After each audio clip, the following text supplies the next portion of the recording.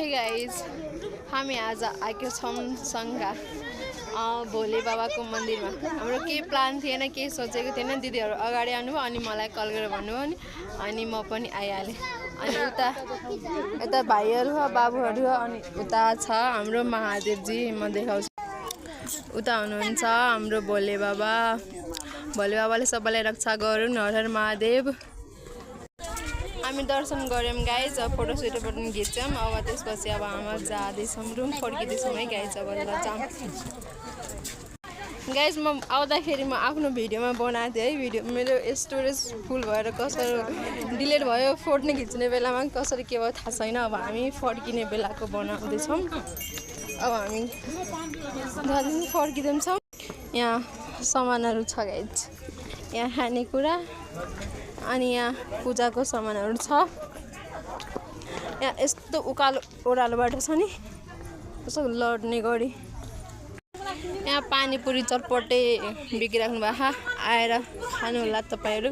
हामी उता खानेछौँ पानीपुरी, ले लो पानीपुरी। यहाँको बाटो त कस्तो खतरा छ गाइज, आउँदै आउँदै थाकिन्छ क्या। भोले बाबा तपाईँ किन त्यति माथि जानुभयो के?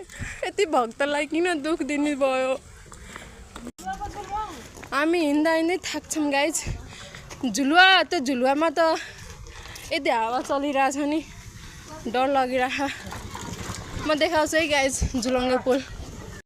यहाँ टेडी बेयर बिकिराख्नु भएको, तपाईँलाई चाहिँ भने भन्नु। ये साउजी है गाइज, कल ही आया घर से और आज घूमने आ गए हम लोग। वाह गाइज, कस्तो हावा चलिरहेछ। हामी ज्याकेट पनि बोकेका छौँ है, चिसो हुन्छ भनेर। यस्तो बाटो छ गाइज। दिदी त झन् हिलाएर आउनु भएको छ। माइ गड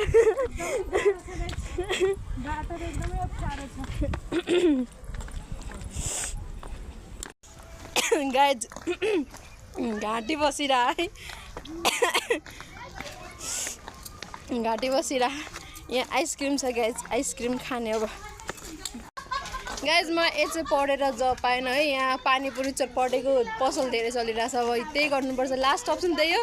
पानीपुरी र चटपटेको पसल खोलेर बस्ने अनि धेरै पैसा कमाउने। यो पढेर काम भएन।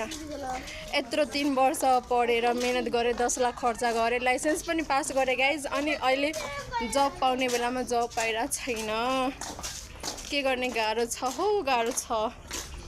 त्यही हो लास्ट अप्सन, कि पानीपुरीको पसल खोलेर बस्नु पर्यो कि बेरोजगार बस्नु पर्यो, त्यही अप्सन हो।